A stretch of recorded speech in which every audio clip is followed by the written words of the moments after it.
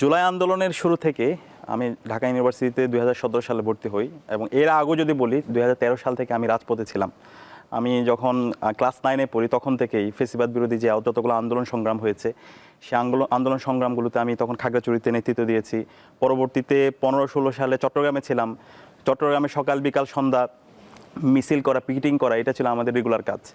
এরপর যখন ঢাকা বিশ্ববিদ্যালয়ে আসি 2017 সালে, 2017 সাল থেকে যত ধরনের ফেসিবাদ বিরোধী আন্দোলনগুলো ছিল, যারা ছিলাম তারা সবাই আমরা একসাথে কানেক্টেড ছিলাম।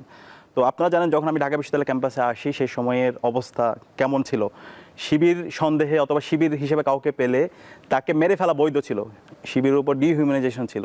তো যে কারণে শিবির প্রকাশ্যে ঘোষণা দিয়ে ক্যাম্পাসগুলোতে কাজ করার মতো সে অবস্থা তখন ছিল না। কিন্তু ওই সময় যারা ক্যাম্পাসে অ্যাক্টিভিস্ট ছিল, সাধারণ শিক্ষার্থীদের স্বার্থ সংশ্লিষ্ট যত দাবি দাওয়াগুলো ছিল সবগুলোর সাথে আমরা তখন কানেক্টেড ছিলাম।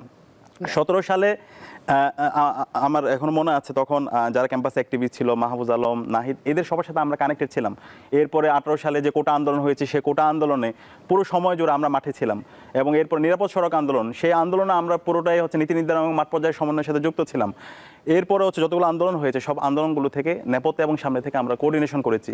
কিন্তু শিবিরের নামে ওই সময়ে ঘোষণা দিয়ে আন্দোলন করার মতো সেই পরিস্থিতি ছিল না, কারণ শিবির হলে তাকে মেরে ফেলা বৈধ ছিল। আবরার ফাহাদ যখন শহীদ হয়েছে, আবরার ফাহাদের শাহাদাত পরবর্তী শিবির সন্দেহে কাউকে মারা যাবে না এই জিনিসটা এস্টাবলিশ হয়। কিন্তু যদি কেউ শিবির হয় তাকে মেরে ফেললে সমাজের সিভিল সোসাইটি, বুদ্ধিজীবী, বিশ্ববিদ্যালয়ের শিক্ষক, রাজনৈতিক দলগুলো সবাই এটার বৈধতা দিয়েছিল। তো যে কারণে শিবিরের নাম দিয়ে কাজ করাটা তখন সেই অবস্থা ছিল না। সেই কারণে জুলাই আন্দোলনও আমরা শুরু থেকেই আমরা বিগত সময় দেখতে পেয়েছি, এখানে যদি আমরা আমাদের ব্যানার নিয়ে আসি, আমরা যদি এখানে ক্রেডিটবাজি করি, এর মাধ্যমে এখানে বিভাজন তৈরি হবে। গত 16 বছর আন্দোলন সংগ্রামগুলো বারবার ব্যর্থ হওয়ার অন্যতম কারণ ছিল এই ব্যানার নিয়ে আসা, ক্রেডিটবাজি করা।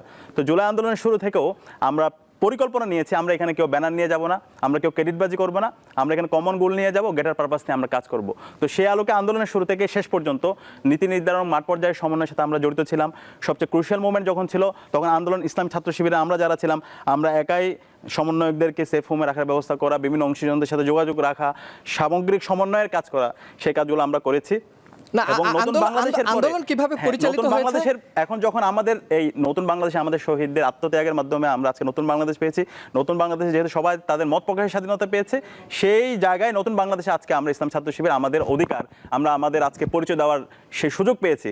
আমরা যে হত্যাযোগ্য ছিলাম, আমাদের এই শহীদদের আত্মত্যাগের মাধ্যমে আজকে আমরা সেই স্বাধীনতা পেয়েছি এবং আজকে আমরা প্রকাশ্যে জাতির সামনে আছে আমরা কথা বলতে পারছি। আন্দোলন কিভাবে আমি একটু বলি, আন্দোলন কিভাবে পরিচালিত হয়েছে বা আপনারা কিভাবে আন্দোলন সমন্বয় করেছেন এটা আমরা জানবো। কিন্তু আপনি বিশ্ববিদ্যালয়ে আসার আগে আপনি বলছিলেন যে আপনি ছাত্র রাজনীতি বা বিভিন্ন মিটিং মিছিলে ছিলেন, সেটা মানে কোন পরিচয়ে? ছাত্রলীগের পরিচয়ে নাকি অন্য কোনো পরিচয়ে? তখন তো ছাত্র শিবিরের পরিচয় দেওয়ার সুযোগ ছিল না। আমরা যখন এলাকায় ছিলাম তখন অবশ্যই শিবিরের পরিচয়। আপনি যদি ওই সময় আমাদের এলাকার পত্রিকা দেখেন এবং ইন্টেলিজেন্স রিপোর্টগুলো দেখেন, ওইখানে আমার অনেক ছবি দেখতে পাবেন। আমি তখন ক্লাস 9 একটা বাচ্চা ছেলে, ইন্টারমিডিয়েটে যখন ছিলাম তখন আমার পার্শ্ববর্তী যে ছেলে একসাথে ছিলাম, শহীদ সাকিব, তাকে মিছিল থেকে ধরে নিয়ে তার চোখ উপড়ে ফেলা হয়েছিল, তাকে নির্মমভাবে নির্যাতন করে তাকে শহীদ করা হয়েছিল। এরকম অসংখ্য আমাদের ভাইদেরকে আমরা আমাদের চোখের সামনে হারতে দেখেছি। ক্যাম্পাসে যখন এসেছি, ক্যাম্পাসে সেই অবস্থা আপনাদের জানা থাকার কথা। ক্যাম্পাসে তখন ছাত্রলীগের সন্ত্রাসীরা জোরপূর্বক যাকে পেয়েছে তাকে নির্মমভাবে নির্যাতন করেছে যদি প্রোগ্রামে না যায়। তো প্রথমে আমরা যেহেতু একদম গ্রাম থেকে এই ঢাকা ইউনিভার্সিটিতে আসছি, সেখানে বাধ্য হয়ে আমাকে হলে উঠতে হয়েছিল। যখন ফার্স্ট ইয়ার একটা ছেলে উঠে, সবাইকে জোরপূর্বক ছাত্রলীগের সন্ত্রাসীরা তাদের প্রোগ্রামগুলোতে নিয়ে যায়, প্রোগ্রামে যদি না যায় তাকে নির্মমভাবে নির্যাতন করা হয়। তো আমাকেও প্রথমে এসে কয়েকটা প্রোগ্রাম এরকম যেতে হয়েছে। পরবর্তীতে আমি হল ছেড়ে চলে আসি, ফার্স্ট ইয়ারের কিছুদিন থেকে আমি হল ছেড়ে চলে আসি। এরপর ফার্স্ট সেমিস্টার আমি ডিপার্টমেন্টে ফার্স্ট হই। এরপরে আবার আমি হলের অ্যাপ্লিকেশন করি, অ্যাপ্লিকেশন করার মাধ্যমে ফার্স্ট ইয়ার আমি সিট পাই শেষের দিকে। কিন্তু এরপরও আমি আমার বৈধ সিটে ছাত্রলীগের সন্ত্রাসীর আগে আমাকে জোরপূর্বক কয়েকটা প্রোগ্রামে নিয়ে গিয়েছিল এবং তার কয়েকটা ছবিও আছে। তো ওই সময়ে আমাদের ভেতরে একটা ক্ষোভ তৈরি হয়েছিল।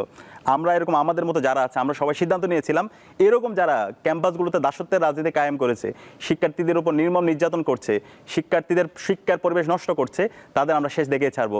সেই সময় আমরা এরকম যারা ক্যাম্পাসে অ্যাক্টিভিস্ট ছিল তাদেরকে নিয়ে এবং বিভিন্ন যারা সাংবাদিক ছিল আমরা তাদের সাথে রেগুলার যোগাযোগ রাখতাম এবং আমরা প্ল্যান করছিলাম এই ছাত্রলীগের সন্ত্রাসীদেরকে আমরা এই ক্যাম্পাস থেকে তাদেরকে ক্যাম্পাস ছাড়া করব এবং আমাদের পরবর্তী যে জেনারেশন আসতেছে তাদের জন্য একটা সুন্দর ক্যাম্পাস আমরা রাখবো এবং সে আলোকে আপনারা দেখতে পাচ্ছেন এই জুলাই আন্দোলনে 17 জুলাই ছাত্রলীগের সন্ত্রাসীদেরকে প্রত্যেকটা হল থেকে বের করে দেওয়া হয়েছে, প্রত্যেকটা হল স্বাধীন হয়েছে। মূলত ওই দিনেই আমাদের ঢাকা বিশ্ববিদ্যালয়ে হলগুলো স্বাধীন হয়েছিল। তার মানে